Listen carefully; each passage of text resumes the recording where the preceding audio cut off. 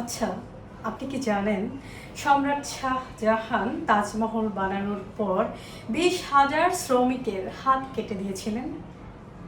কিন্তু আপনি কি জানেন এই হাত কাটার গল্পের পেছনে লুকিয়ে আছে ইতিহাসের সবচেয়ে বড় ভুল ব্যাখ্যা?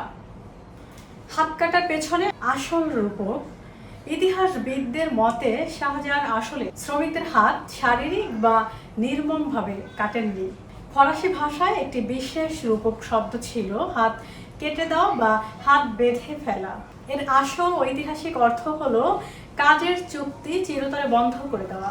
সম্রাট শাহজাহান শ্রমিকদের সাথে এই চুক্তি করেছিলেন যে তারা তাজমহল বানানোর পর আর কোনো কাজ করতে পারবেন না, জীবনেও আর কখনো অন্য কারোর জন্য এমন কোনো স্থাপত্য তৈরি না করেন, এমন একটি চুক্তি করা হয়েছিল তাদের সাথে।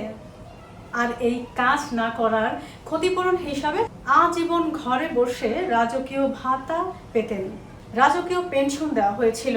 মানুষের মুখে মুখে এই কাজের হাত বন্ধ করার গল্পটি কালক্রমে শারীরিক হাত কাটার একটা গুজব গল্পে পরিণত হয়।